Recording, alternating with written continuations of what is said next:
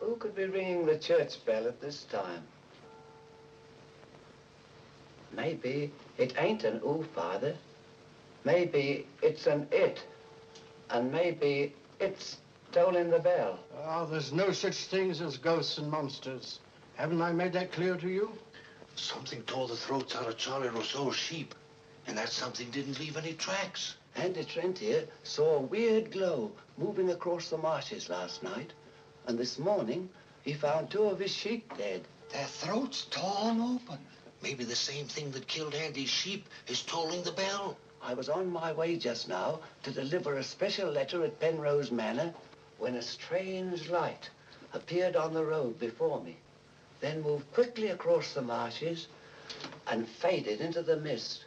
I turned the cart around and hurried back here. It's not real.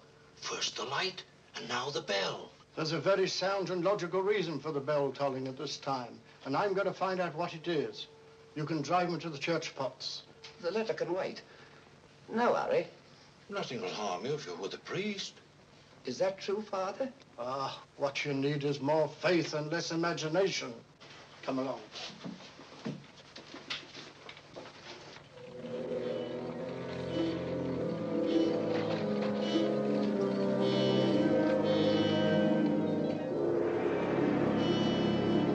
I'd better deliver that letter to the manor.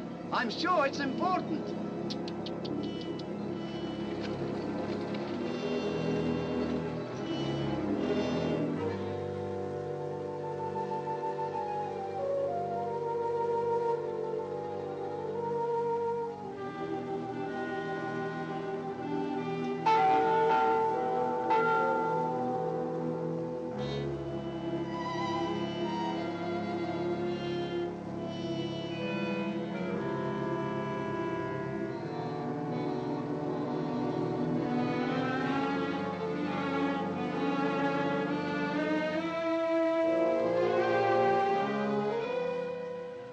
Goodness, that bell has stopped.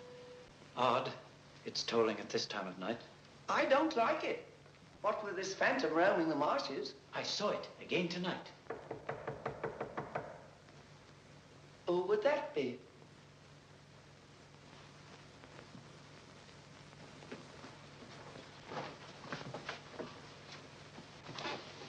Where's Lord Penrose? He's gone to Quebec. Get him on the phone immediately. What's happened, Father? Lady Penrose, dead, clutching the bell rope, calling for help. It was dreadful. Her ladyship. Call Sergeant Thompson at the police station. Ask him to come to the church immediately. Come with me, Potts. I'll need you. Yes, Father.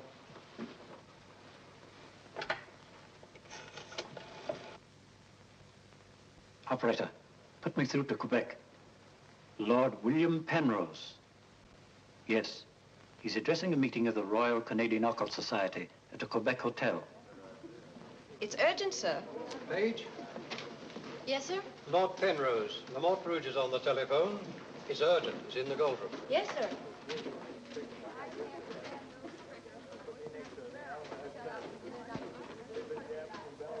Gentlemen, as you know, the greatest obstacle in proving the authenticity of the occult lies in finding facts.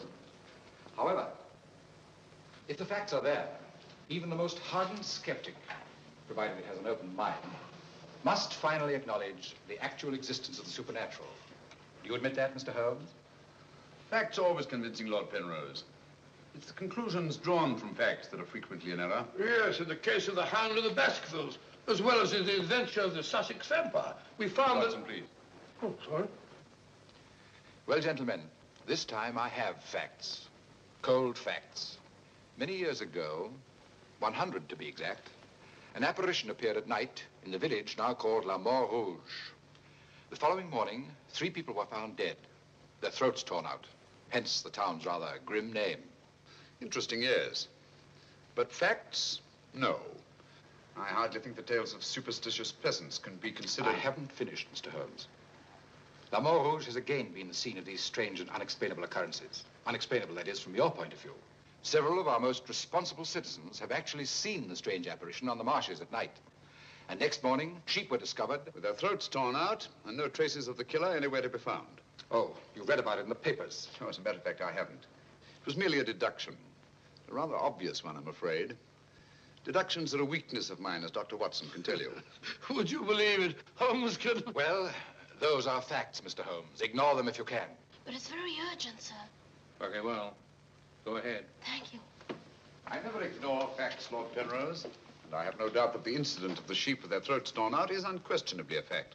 However, the interpretation of this fact as being final proof of the existence of the supernatural is merely supposition, and therefore cannot be accepted without further data. Your opinions, Mr. Holmes, are undoubtedly the result of your inability to cope with something beyond the realm of your comprehension. Myself, man. I'm sorry, John, but this ridiculous skepticism...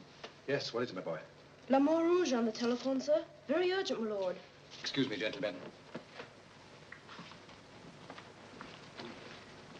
I'm afraid, Lord It's quite understandable, Sir John. Lord Penrose is deeply entrenched in his beliefs. That's his privilege. Oh, hang it all, Holmes, the fellow was positively rude. Well, shall we see a little overwrought, Watson? I'm leaving immediately.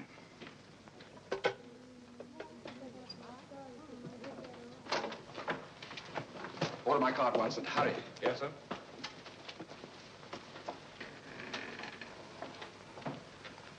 Gentlemen, my wife has just been found dead. Her throat torn out. In exactly the same manner as the sheep. This is terrible. I say, you don't think that it's... Undoubtedly, Mr. Holmes, you would call it murder by person or persons unknown. I'm sorry. If I can be of any assistance... Thank you, no. I'm afraid the happenings in La Mort Rouge wouldn't interest you, Mr. Holmes. Under the circumstances, I think we should adjourn. Yes, indeed, Sir John. St. Holmes, what a terrible thing. Sir John, would you be good enough to convey our condolences to Lord Penrose? Yes, I'd be glad.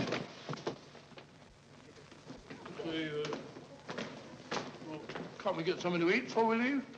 We don't often get food like you do here. Don't you ever think of anything else besides your stomach? No, not often. I gotta get a paper. Morning. Good morning, sir. I imagine you'll be glad to get back to London, Mr. Holmes. Yes, indeed. Oh, by the way, there's a letter for you, sir. Thank you. Oh, here's something about Lady Penrose. She was found in the church with her throat horribly cut.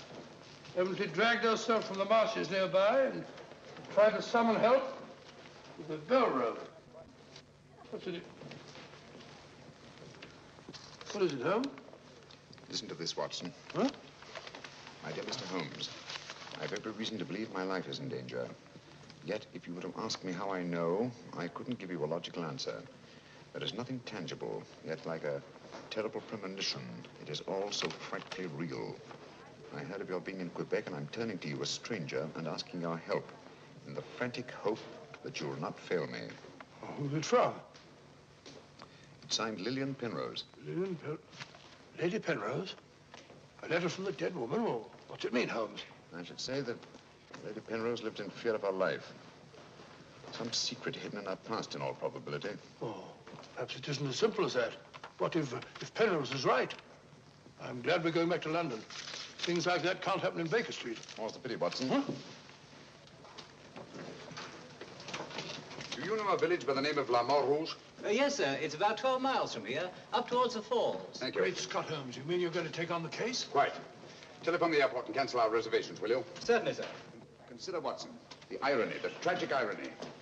We've accepted a commission from the victim to find her murderer. For the first time, we've been retained by a corpse.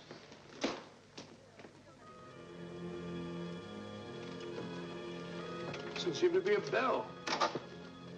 Never mind, come along. Do you think we should?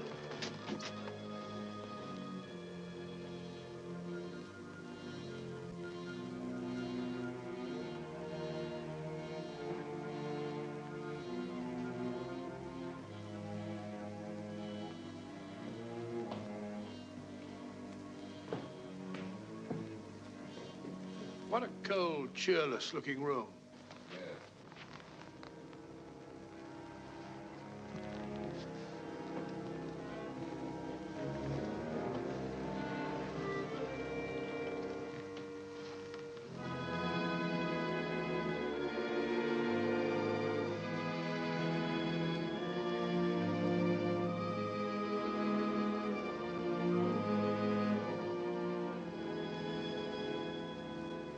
What do you want? Who are you? Mr. Sherlock Holmes, I apologize for this intrusion. Would you mind, gentlemen?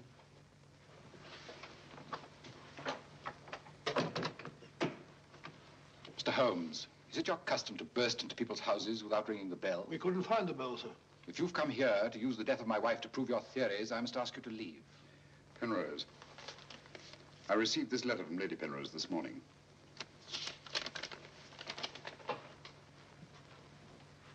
That was devilish awkward.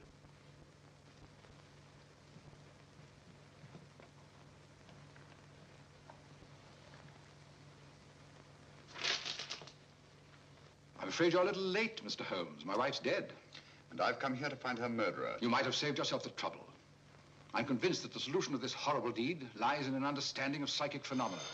Although I don't expect you to admit that, Mr. Holmes. I assure you, Penrose, I neither believe nor disbelieve in anything, including psychic phenomena. If I could just see Lady Penrose, it might help dispel much of the mystery that surrounds these happenings in La Rouge. Drake! Why don't you answer the blasted thing?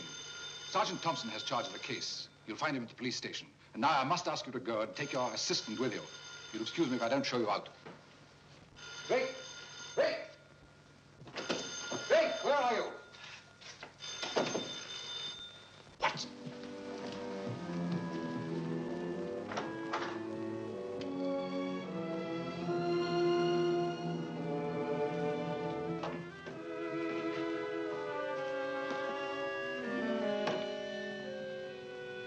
Holmes, I've seen her before.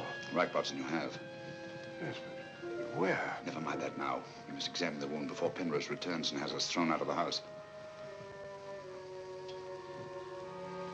Clumsy job. Just missed the jugular vein. It must have bled to death. And it bled for several hours, eh? Possibly more. Long enough for Penrose to leave La Rouge and reach Quebec in time for the meeting? Holmes, you don't suspect I Penrose? suspect nobody, Watson. I was just asking a question. I beg your pardon, gentlemen. There is another who desired the death of her ladyship. I saw it last night in the fields, moving in and out of the shadows. You're the butler, aren't you? I was the butler. I've given notice.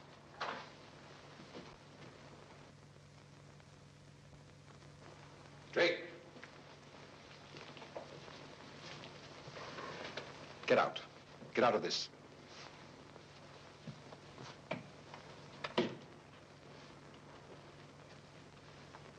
I trust you found what you were looking for. Two things have been made clear to me, Penrose.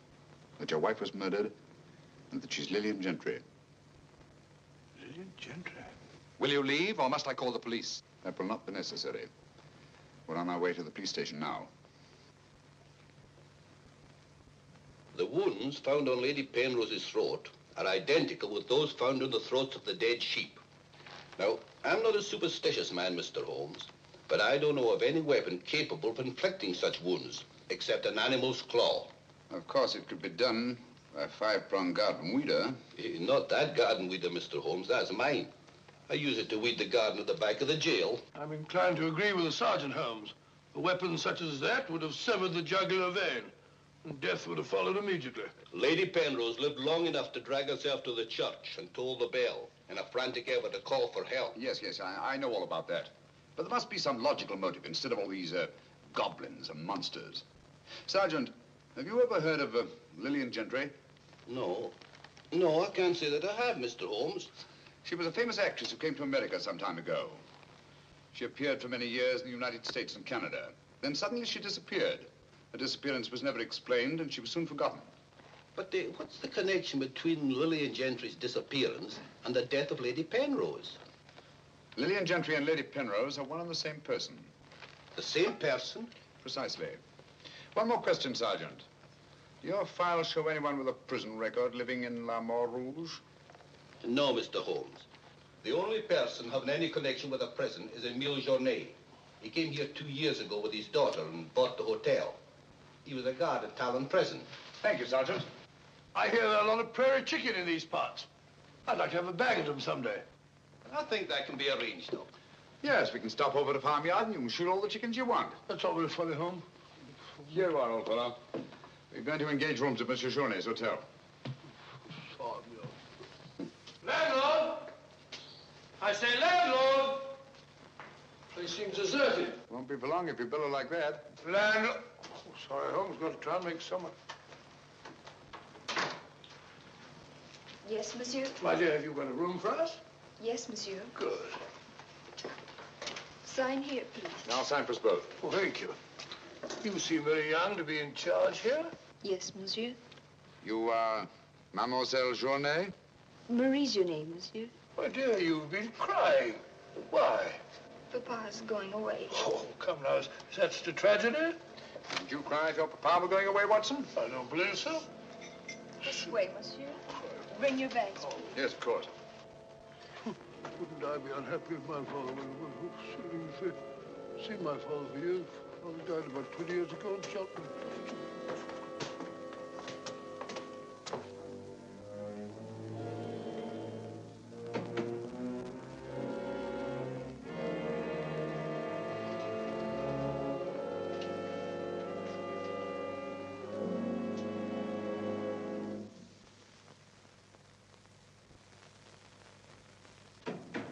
Some talk of Alexander, some of Hercules, of Hector and Lysander, such great names as these. Bills. That's the way it goes, Emile. It costs money to be born, and it costs money to die. Do you know who that was in the car? It was Sherlock Holmes. He's here now. What do you think he'll find? Ghosts and monsters. What else is there for him to find?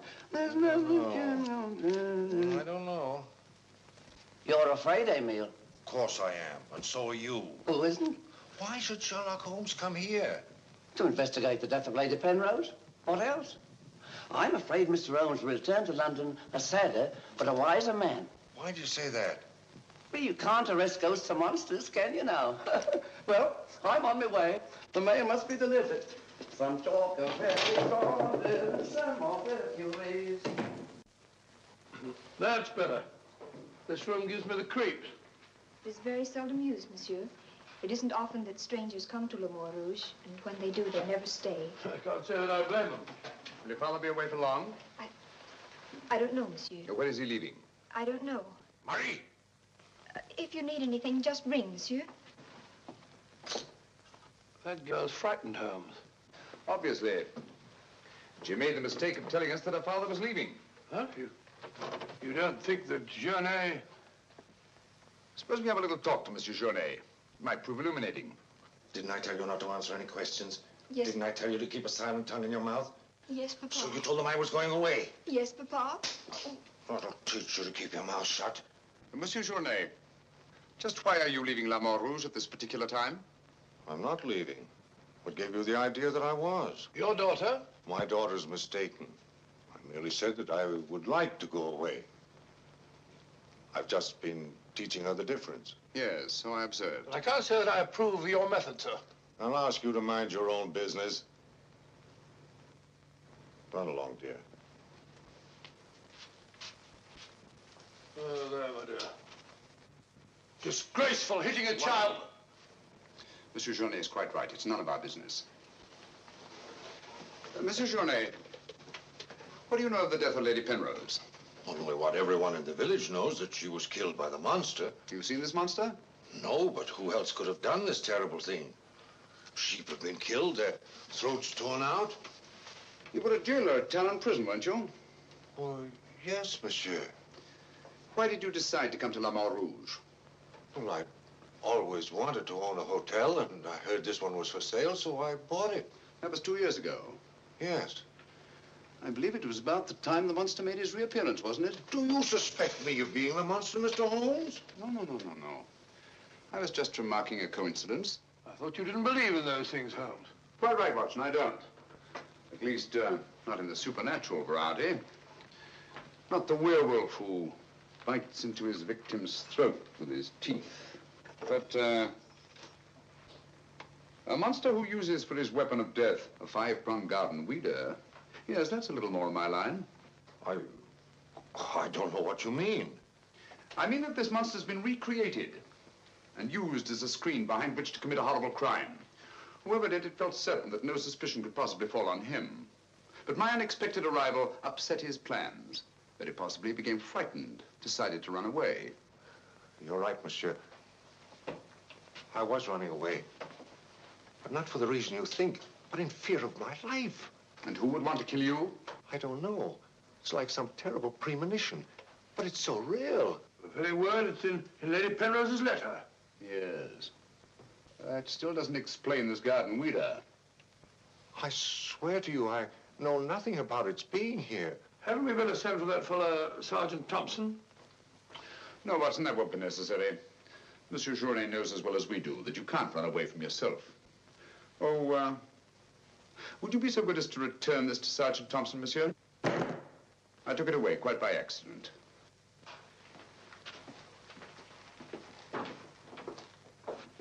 Monsieur Journet knows as well as we do. You can't run away from yourself. This fellow Journet seems a very frightened chap. Do you think he'd have any connection with Lady Penrose's murder? Time will tell us many things, Watson. And now, my dear fellow, there's something you can do for me, if you will. Anything, Holmes? I knew I could rely on you.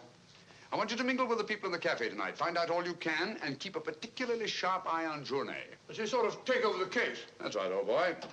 I want to get a good night's rest before starting out again in the morning. Oh, and incidentally, make yourself as inconspicuous as possible, will you? Inconspicuous? You can depend on me.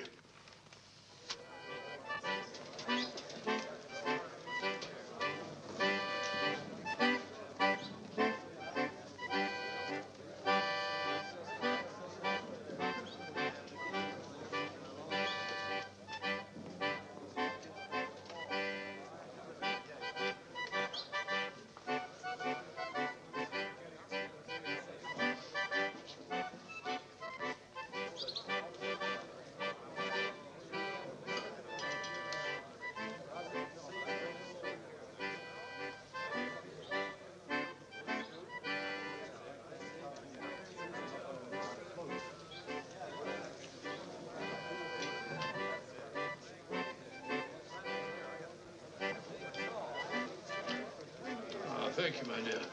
I'm glad to see that the tears are all gone. Are you feeling better? Thanks to you and Mr. Holmes, Papa's not going away. Not going away? Oh, good.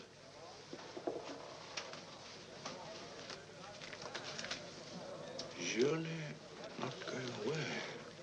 There are many phases of the supernatural, Mr. Drake.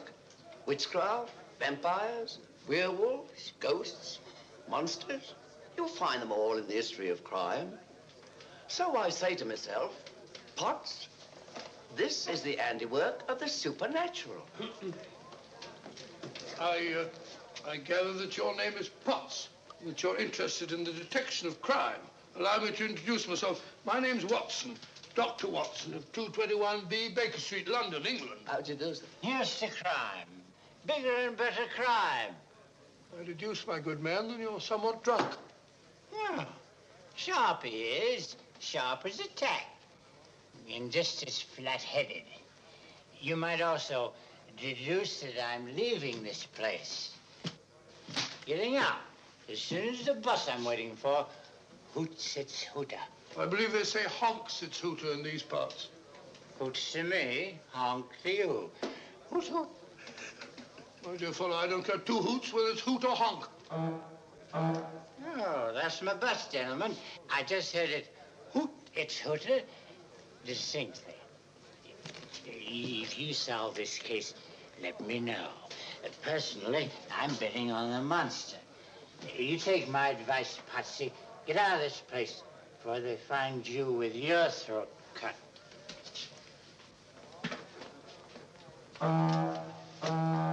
Hoots its hooter.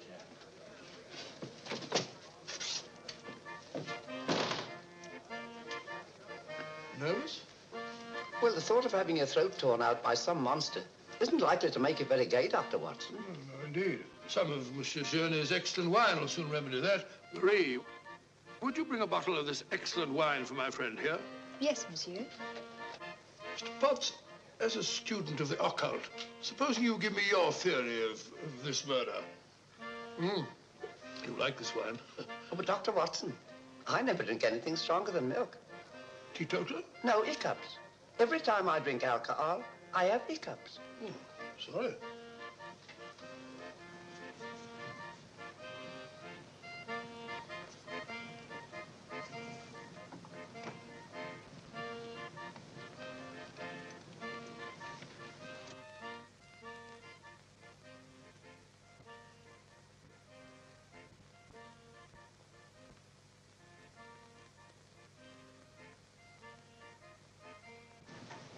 Mr. Holmes.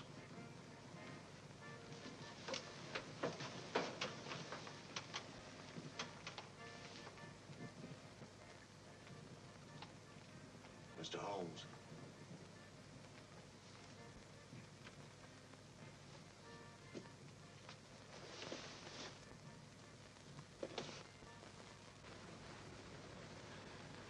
This circle is where the murder actually occurred. Yes, Mr. Holmes. There's a footpath just beyond the church which leads across the marshes. Follow it for half a mile and you'll be there. Thank you, Sergeant. I'm sure I'll find it. Mr. Holmes, I wish you'd let me go with you. It's dangerous on the marshes at night. These swamps, one false step... I'm sorry, Sergeant, but it's important that I go alone. I'll keep close to the path. Well, will Dr. Watson be going with you? No, Sergeant. I asked him to do some research work of his own, and by now he's probably magnificently involved. Good night. Good night, Mr. Holmes. But according to your theory, Dr. Watson, everyone in the village is under suspicion. Pardon me. It's quite all right. Oh, thank you. Murder is a very interesting study, gentlemen. I well recall a short story by that brilliant author, G.K. Chesterton, in which the murder is committed by a postman. I refer, of course, to the Invisible Man, a brilliant bit of deduction on the part of Father Brown. I'm a postman. Precisely why I mentioned it, to illustrate the absurdity of assuming because one man in a postman's uniform is a murderer, any other man in the same uniform should be suspected. Thanks. Had me worried for a minute. Oh, Philistine, flabbed it up. A child can see that this ridiculous monster has got you all afraid of your own shadow. I saw Lady Penrose.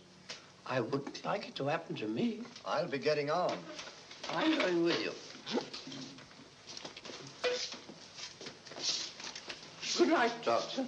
Good night. It's right all right.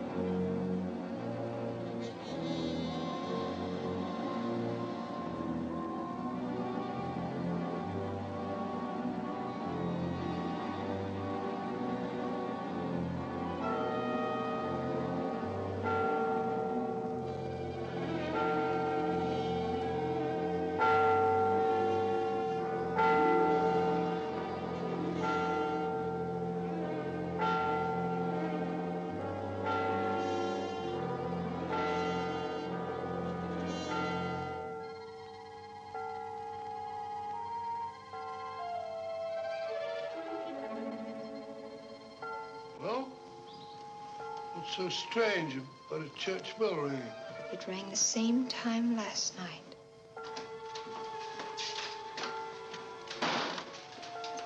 Excuse me, Dr. Watson.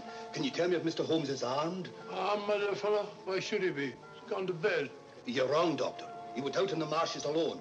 I tried to go with him, but he refused. But great Scott, if he runs into this monster and he's by himself, he'll get killed.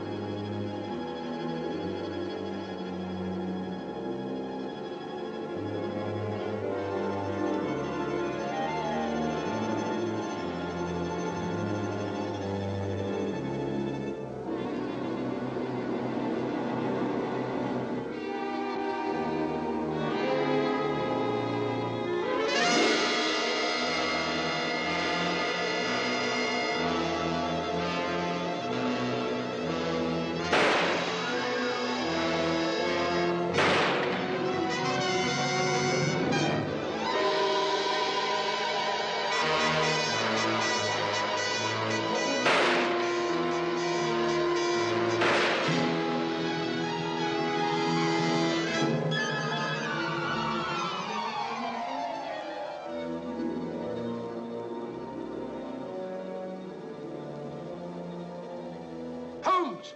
Holmes! Are you all right? Where are you, Watson? Here I am. Over here, Holmes. Watson, where are you? I'm in the bog. Oh, good gracious. Come here. Your instructions were to mingle with the people and stay in the cafe. Sergeant Thompson said you were out here alone, so I thought you might need help. Yes, so you proceeded to fall in the bog, eh? Fall? I was pushed into the blasted thing. Pushed by the most ghastly apparition. Came at me like a roaring furnace, with spitting fire in all directions. Before I could get my revolver, the thing was upon me. The next thing I knew, I was in the bog. Are you all right, Mr. Holmes? I heard shots. Yes, I'm all right, but Dr. Watson here seems to have encountered the monster. He has? Come on, old fella. We'd better get you out of these wet clothes and into a hot tub before you catch a death of cold.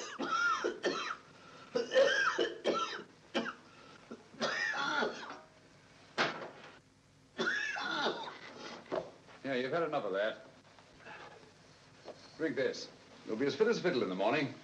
Sorry you had such a bad time. I got a right to share your dangers. Thanks, old fellow. You know, I wasn't sure the villagers weren't right. And if it did turn out to be some sort of supernatural monster, well, why should I involve you? Rubbish. However, I did learn something.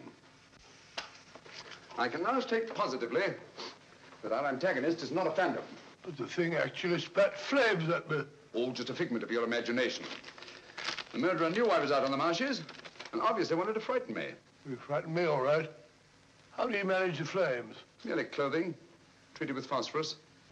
When the murderer fled, his shirt caught on a tree, and this piece of cloth was torn off. Come in. I'd like a few words with you, Mr. Holmes. I'll come directly to the point. Hello? What happened to your assistant? I'm not his assistant. If you must know, I was pushed into a boggy hole on the marsh. Pushed? By whom? I don't know. Spat fire at me. My good sir, in spite of Mr. Holmes's theories to the contrary, things have been seen and heard on those marshes that cannot be explained away by the use of logic. If I were you, I'd keep away from them. I'm not so sure. Holmes found... Penrose, for the first time in my long pursuit of crime, I confess that I find myself baffled. I'm a detective. I need tangible clues. And up to now, I admit, I found none. And you won't. I advise you to leave La Mort Rouge. Tonight, you escaped with your life. Next time, you may not be so fortunate. Thank you for your considerate advice, Lord Penrose. Good night, sir. Excuse me. Oh, good night. I don't like this fellow, Holmes. Why do you think he came here? He wanted to find out if we discovered anything. He seemed very pleased when I told him we hadn't. Now, Watson, there are one or two questions I want to ask Sergeant Thompson. You stay here. I have a vitally important job for you. Anything, Holmes? What do you want me to do? Go to bed. Yes, it's cotton fabric. Yeah, take a look. That discoloration, the purple ink must have been spelt on it. Possibly. I should say this cloth was red with blue lines. Probably large checks. Yes, it seems to have been laundered a good many times. The blue lines are almost completely erased. Yes, you can scarcely see them. It's good fabric, well woven with a solid base. Hello, Bill. Hello, Sergeant. Your phone call must have been important to bring me over this time of the night. It was. This is Mr. Sherlock Holmes. He wants to ask you a few questions. This is Mr. Taylor, the storekeeper, Mr. Holmes. Oh, good evening, Mr. Taylor. Good evening, sir. Have you any shirts of this design? The squares are red and the lines blue. Yes, I have. Can you remember to whom you sold them? I can. I keep them in stock specially for Judge Brisson. He won't have anything else. Judge Brisson, who's he? A retired magistrate. He's a cripple, lives alone with his housekeeper. Have you sold any of these shirts to anyone else? No, sir. They're too expensive for the village and the boatmen. This is the finest material, imported. You say Judge Brisson's a cripple? Yes, he was a magistrate in Quebec. Had a stroke about 2 years ago. That's why he retired and came here to live in Le Mort Rouge. Just about the time that Monsieur Journey arrived here. Now that you mention it, it was just about then.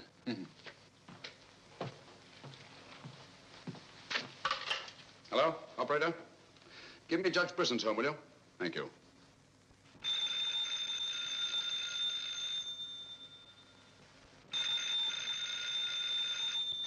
Nora.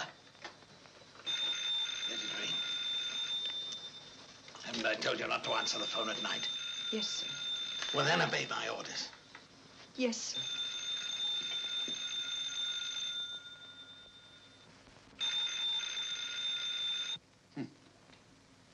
No answer. Where'd you live? On the Marsh Road. But I don't advise you to go there after dark, Mr. Holmes. The place is a fortress and guarded by a savage dog. I think Dr. Watson and I will have to pay Judge Brisson a visit in the morning. Good night, gentlemen. Good night, Mr. Holmes.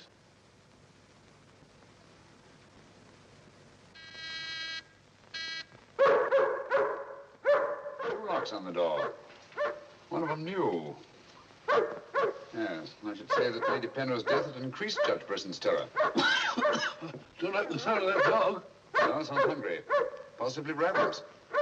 Couldn't we come back after he's had his breakfast? I'm sorry, Watson. Our business won't wait.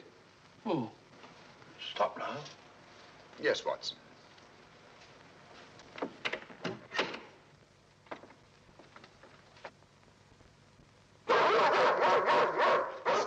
Good Fido.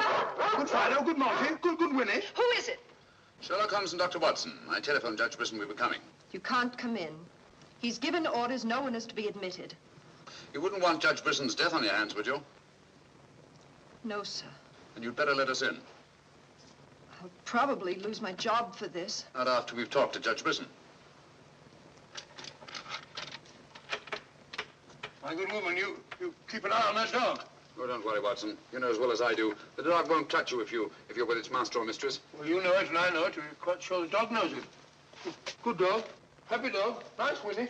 Good Winnie. Good Winnie.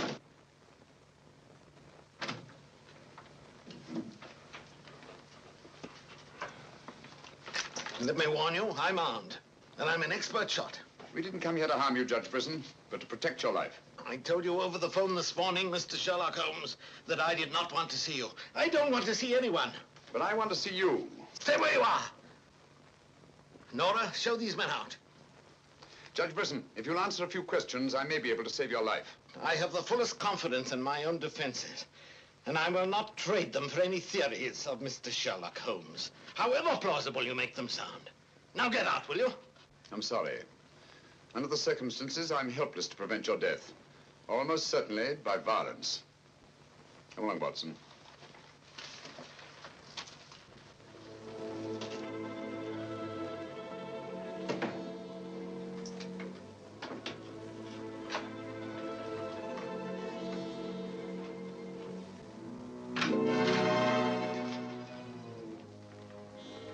Pardon me. May I trouble you with that envelope?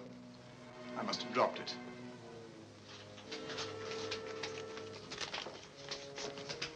Thank you.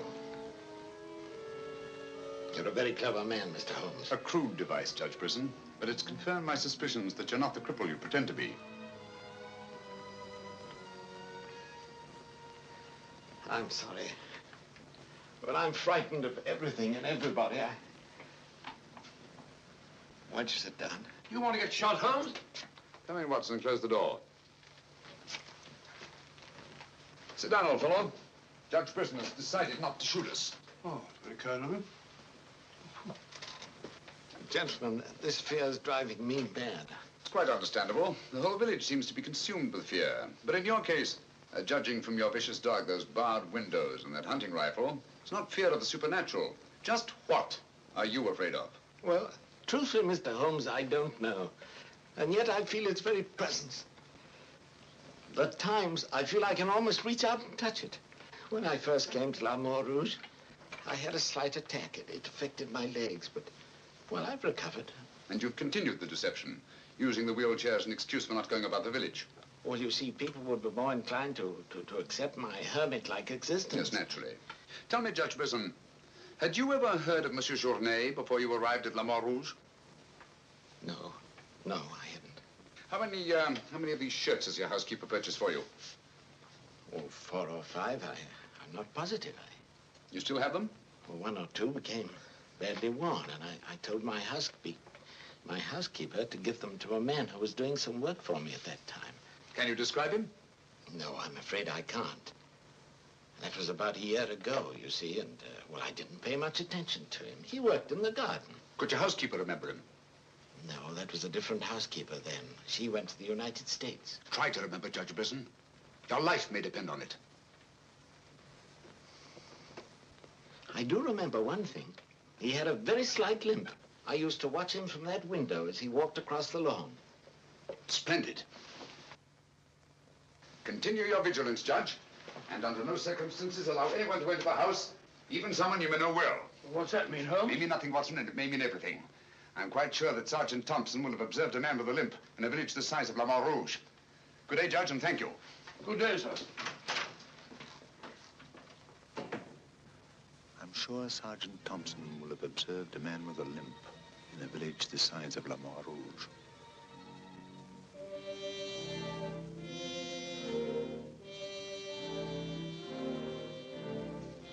This is what's left of the Delaport Hotel, Mr. Holmes.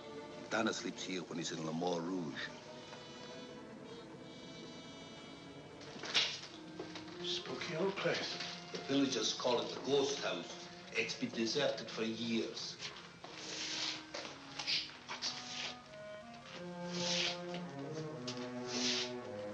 He walks with a limp. A left foot, I think. To the trained ear, Sergeant, footsteps have a characteristic rhythm as identifiable as fingerprints.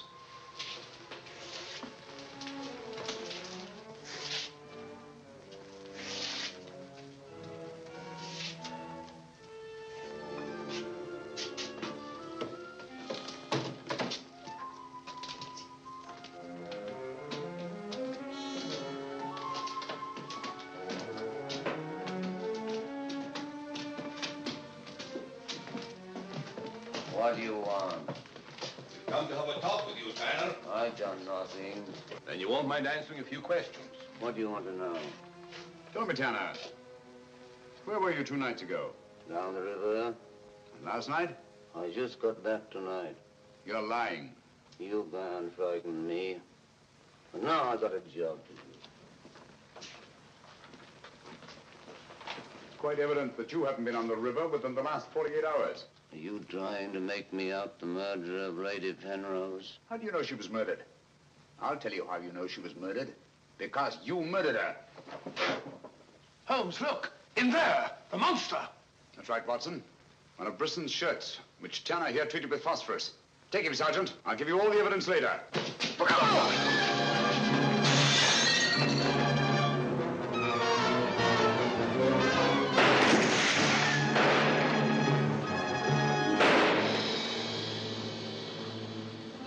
You got him, Sergeant. I'm sure of it.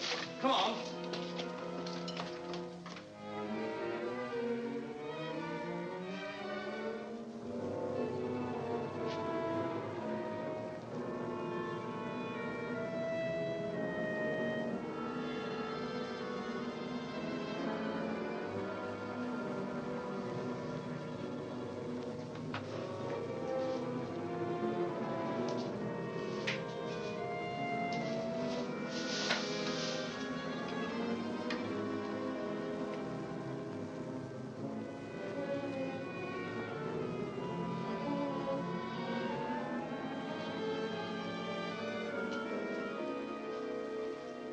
I see no reason why we shouldn't leave for home tomorrow.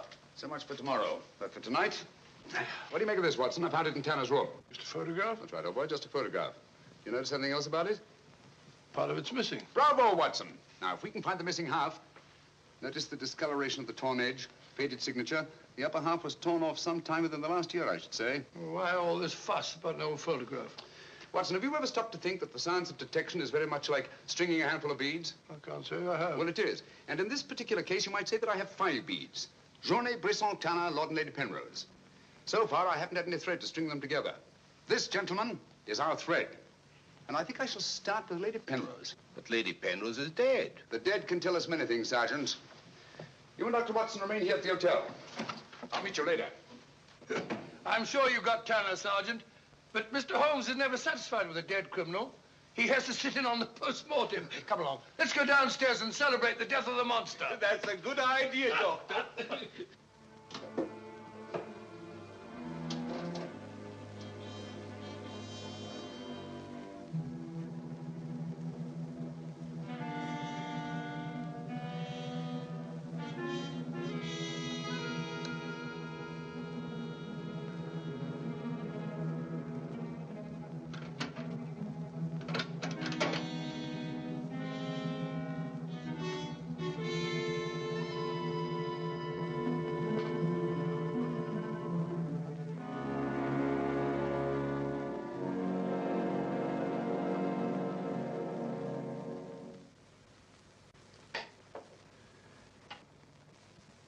So the great Sherlock Holmes becomes a common thief. You realize, of course, that I might have shot you. I knew that you'd refuse to see me, so naturally I had to take that chance. Tell me, who is Alistair Ramson? What has he to do with your being here? Perhaps this will explain. Found the lower half in a room occupied by a boatman named Tanner. The upper half was in Lady Penrose's safety box. Alistair Ramson murdered a fellow actor in my wife's company. He was sentenced to life imprisonment. The whole thing was a great shock to her. So she retired from the stage and you married her shortly after? Yes. Where and when was this murder committed? In Quebec, 5 years ago. Ramson was shot 3 years later trying to escape from Talon prison. His body disappeared in the St. Lawrence. Was it ever recovered? I don't believe so. Penrose, Alistair Ramson and Tanner are one and the same person. What? It was he who sent the upper half of that photograph to your wife as a warning. What could my wife have in common with a murderer? Yet he killed her. He killed her? Yes. The monster was none other than Tanner himself. We found a shirt impregnated with phosphorus in his room. Tonight, when we faced him with the evidence of his crime, he bolted and jumped out of the window into the river. Sergeant Thompson fired a couple of shots at him. He's dead? In a way, yes. I don't understand. Tanner is dead only because he was discovered, and had therefore outlived his usefulness to his creator. But I'm afraid that Alistair Ramson, the actor, who created and played the part of Tanner, is very much alive. But surely, now that you know who the murderer is, the police... It's not quite as simple as that. During the time he's lived here, Ramson has undoubtedly established another character for himself, perhaps several others, who are by now familiar to the people of the town of Le Mans Rouge and quite above suspicion. He could be almost anyone in the village. He may even have been your butler, Drake. This is fantastic. Yes. Yet Lady Penrose's death is only the beginning. There's no saying where this madman will strike next. Tell me, is there anyone else in Le Mans Rouge who may have been connected in any way with the case of Alistair Ramson? Judge Brisson was the magistrate who tried and sentenced him.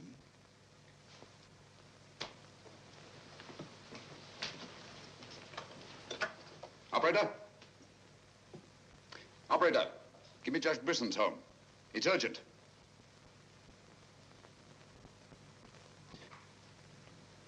Judge Brisson, this is Sherlock Holmes. Oh, yes, Mr. Holmes.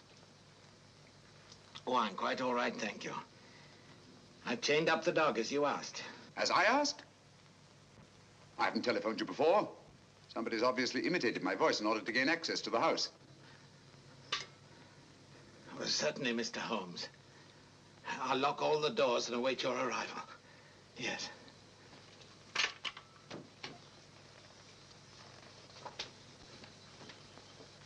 Nora! Nora! If I can be of any assistance, Mr. Holmes. Thank you, but I'm afraid... You think Judge Brisson's life's in danger? I only hope I'm in time to prevent a second murder.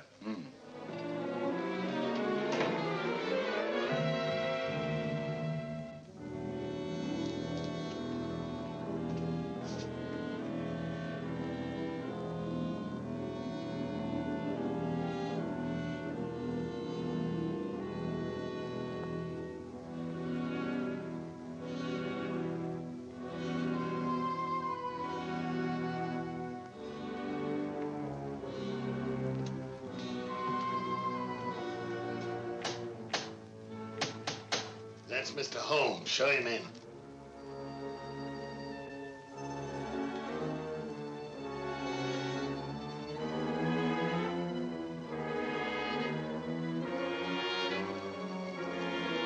Hurry up, hurry up.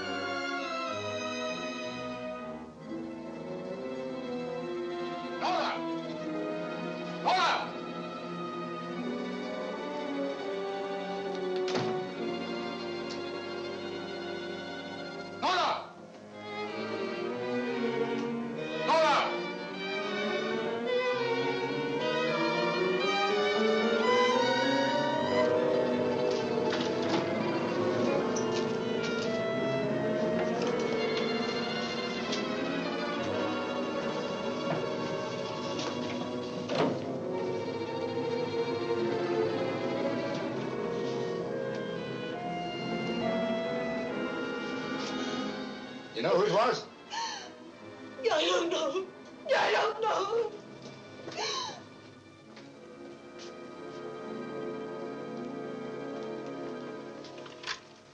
Hello? Operator, Monsieur Jaunet's cafe. I want to speak to Sergeant Thompson. It's urgent.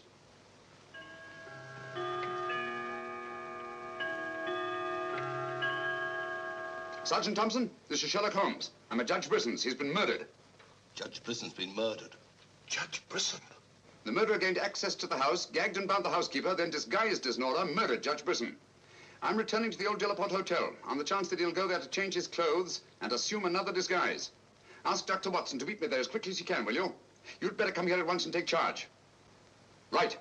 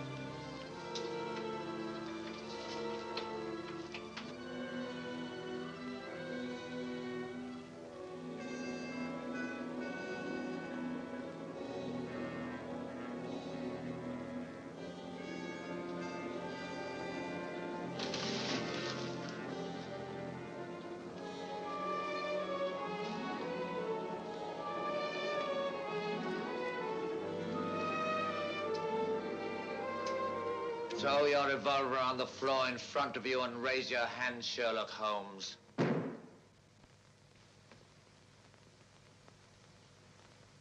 I should have thought you would have felt more at home in the spotlight. I see you finally identified me. Jack Tanner and Nora the housekeeper were brilliant. You should really take a bow. It's too bad you appeared on the scene when you did, and I had to ring down the curtain on the monster. Your recreation of the monster of La Mort Rouge as a means of murder must have given you great satisfaction. Why did you kill Lady Penrose? I see no reason why I shouldn't tell you. I couldn't bear the thought of another man possessing her. And Judge Brisson? During the trial, I grew to hate him. And when he sentenced me to prison, I vowed that someday I would escape and kill him. I see. Obviously, you planned still another murder. Otherwise, you'd have returned to the safety of your first disguise and defied me to find you. You're right. I am. There were 3 people in my life who had no right to live. 2 have already died. The 3rd remains. Tonight, I shall kill him. Mr. Holmes, I've always had the greatest admiration for your talents. Thank you. Your performance in this case has also been brilliant. So brilliant that I'm afraid I'm going to have to ring down the curtain on it a bit prematurely. Mr. Ramson, we are artists in our fashion, not creatures skulking in alleys. If our positions were reversed, I shouldn't think of sending you to your death, lacking a few stray pieces of the puzzle. What do you want to know? The name of the 3rd person. I have no objection. If there is a hereafter, which I doubt, you and he will meet very soon, Mr. Holmes. The name of the 3rd person is...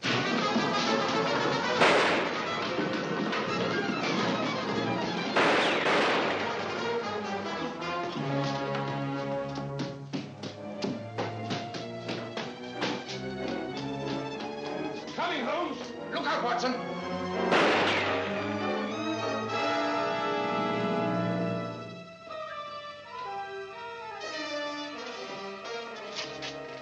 All right, Watson.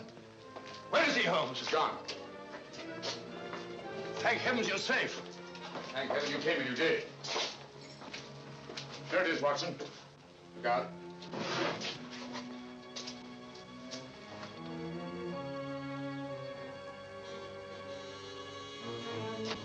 So you got away again? Yes, Watson. Over that warehouse roof, most probably. What a fun little room. Yes. This is obviously the secret room where his disguises were created. Looks like an actor's dressing room. He is an actor, Watson. One of the finest acting talents of our time. Look at this. Nora, the housekeeper. His name's Alistair Ramson. Alistair Ransom? Never heard of him. No, that's not important. The important thing is that he murdered Lady Penrose and Judge Brisson. Great Scott, he did it. Yes, Watson. This Ramson is a paranoiac. His orgy of crime is not complete. There's still another. I was just about to learn his name when you so conveniently fell down the stairs. Sorry, old chap. Needn't be, old boy. You saved my life. Look at this, Watson. Tanner. Tanner? Where do you think he'll strike next? Obviously, Journet is to be his 3rd victim. Journet? Yes, Watson. As in the cases of Lady Penrose and Judge Brisson, Journet also felt his presence. But in each case, it was vague and unexplainable. Well, what connection can he have with Judge Brisson or Lady Penrose? Journet was a guard at Talon Prison, where Alistair Ramson was confined. He's the 3rd person against whom the murderer holds a grievance. Now he's disappeared. Journet disappeared? Oh, so Marie told us in the cafe? Watson, Journet's disappearance can mean only one thing. He's in hiding. Our job is to find him before Ransom does. Journet's the only man who can lead us to the murderer. We'd better have a talk with little Marie.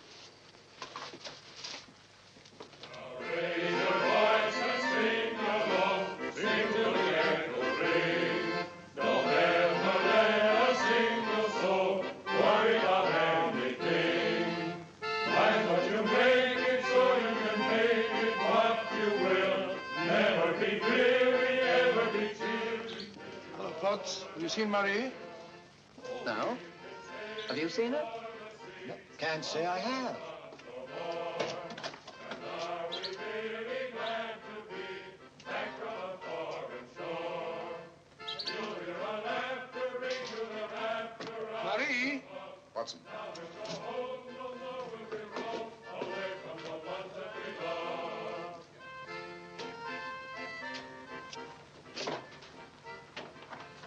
What is it, Holmes? I'm afraid we're too late. Marie.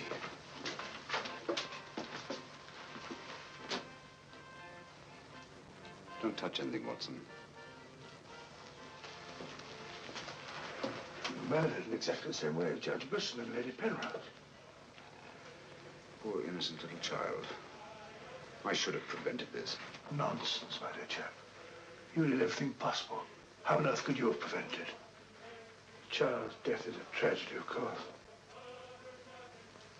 I see exactly what happened. She was standing here by the desk, and the murderer came in by that door. He came in through that door, but Marie was not in the room. She alone, of all people in the cafe, saw Ramson enter this office. It was someone she knew well.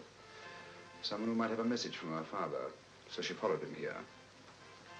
And when she refused to tell him where her father had gone, he killed her.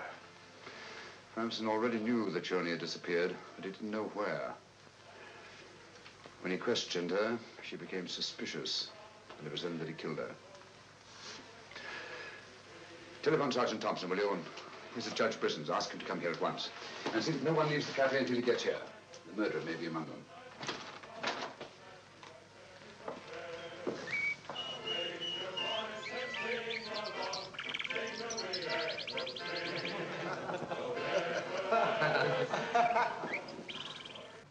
What could happen to Holmes? He's been away all day. It's very unfair of him keeping me in suspense like this. He knows how worried I become. He continues to do it, and do you know why? He actually enjoys making me miserable. Half a mo.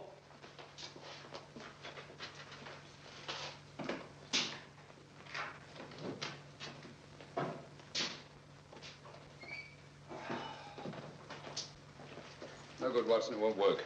What won't work? I've been to every place where Journey could possibly be in hiding. That's where you've been all day. Yes, Watson, and I must admit that I'm completely baffled. We've got to find Journey before it's too late. But how? I've been everywhere within a radius of 5 miles of this village. I've even been to the church in the hope that he'd disguise himself and attend Mass. He may have gone to Quebec. Every road's covered. He hasn't left this vicinity, of that I'm certain. All right, I'll answer it. Hello? Hello?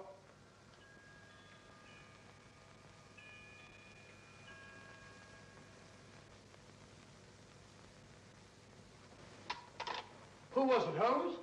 Watson, get your hat and coat.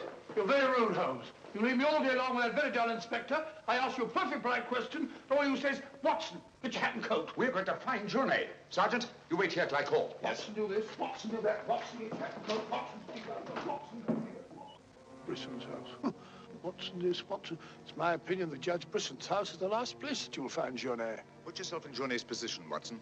Where's the most likely place that Ramson would look for you? Certainly not in the very house in which he's just killed one of his victims.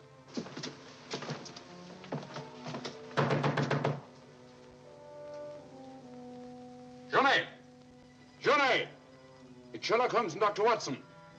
We're here to help you. I don't like the look of it, Holmes.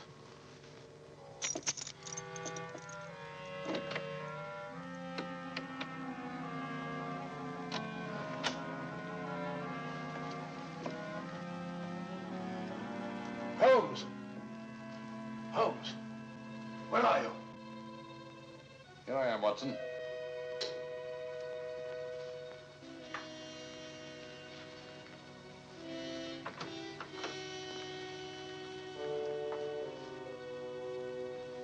Journey! What do you want? We've come to help you. How did you know I was here? When you called your hotel just now, I answered the telephone. The chimes of Brisson's clock here merely confirmed what I already knew. You must return with me to the cafe at once. I'm not leaving this house. The murderer's waiting out there in the marshes to kill me the moment I leave here. Naturally, but first he must have the opportunity. If you return to the cafe, he'll have that opportunity. It's the only way we have to apprehend the murderer. What if I refuse? Journey, what I have to say to you is not going to be easy. Marie... What? Murdered. Now you know why you must return. This fiend must be brought to justice. Justice? This monster kills my poor innocent child, and you talk of bringing him to justice. Will that compensate me for the death of Marie? If it's the last thing I do, I'll kill him with my own hands. You can't take the law into your own hands. Once you've returned to the hotel, he'll make an attempt on your life. Then we'll get him. How will we know who he is? We already know. It's his disguise that we haven't penetrated. Who is he? Alistair Ramson. Recognize the name? He attempted to escape from Talon prison when I was a guard there. Journey, if you don't want to remain in hiding for the rest of your life, you must return to the hotel and help me to put an end to this monster for all time. Come. Let's go. Good. Put an end to him. How are you going to do that, Holmes? I'll tell you both about it on the way to the hotel. So you're really leaving, Doctor? Yes, Sergeant. Gentlemen, Mr. Sherlock Holmes and I are leaving immediately for London. It's extremely regrettable that the murderer has escaped us, but all our cases cannot be crowned with success. I'm extremely sorry, gentlemen. Have you no idea where this fiend has gone? Mr. Holmes is of the opinion that he's escaped across the border to the United States. It may be years before we can trace him, if ever. Oh, Jenny, just a minute. Our bill, please. Bill? Yes, Mr. Sherlock Holmes and I are leaving immediately. Oh, I'm sorry, Dr. Watson. I'm just on my way to the church to offer a prayer for Marie. I'll forward your bill to you. Yes, of course, my dear fellow. I understand. We'll leave our address at the desk. Goodbye, Mr. Potts. It's been a great pleasure knowing a man of your intelligence. Thank you, Dr. Watson. It has been most stimulating talking to one of your vast experience. Oh, thank you. Let's hope that we shall meet again someday and continue our little chats on crime. It would be most exciting. Oh, by the way, Mr. Holmes would like to see you for a minute in his room. Yes. I'll show you where it is. It's the second room on the right up there. Thanks. Emile, it's me, Pat. Do you mind if I walk part of the way with you? It's a bit frightening out here. It's these marshes. This is almost the very spot where Lady Penrose was attacked. 3 deaths in 3 days. It's a pity Marie had to be killed. She was such a sweet child. 3 deaths in 3 days. And still one more to be accounted for. You were frightened, Emile. It's strange to see you showing fear. The man I hated at Talon prison. Ramson!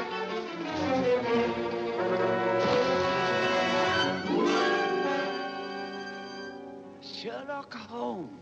Yes, Mr. Ramson. So you see the final curtain has not fallen after all. I thought you were on your way to London. Naturally, that's what I wanted you to think. That's why Dr. Watson announced our departure in the cafe. Journey's leaving was purely bait to bring you into the open. I merely replaced Journey once he was outside on the street. May I say, Mr. Ramson, that your disguise as a postman was a masterpiece of ingenuity. Your very choice of the role put you above suspicion. It was quite easy. I simply disposed of the real Mr. Potts after he had passed his civil service examination and had been assigned to L'Amour Rouge. You realize, of course, that you'll never hand me over to the police alive. It's not my function to be your executioner. My duty is to hand you over to the authorities, which I fully intend to do. You're an optimist, Mr. Holmes. No, not necessarily. We're surrounded by police awaiting my signal.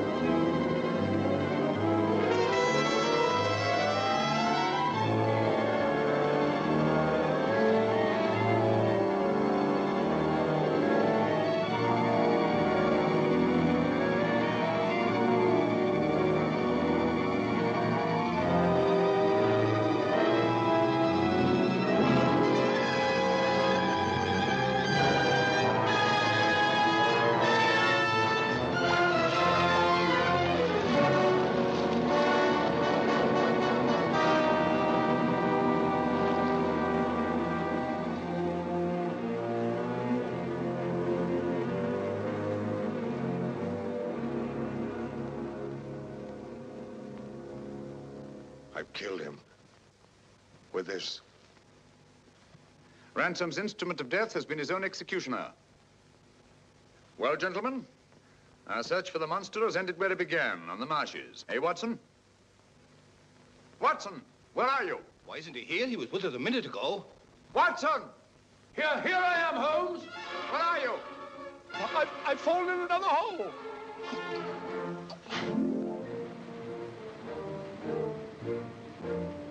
I should like to have seen a bit more of Canada before we sailed, Holmes. So should I, Watson. Canada. The linchpin of the English-speaking world, whose relations of friendly intimacy with the United States on the one hand, and their unswerving fidelity to the British Commonwealth and the motherland on the other. Canada. The link that joins together these great branches of the human family. Churchill say that? Yes, Watson, Churchill.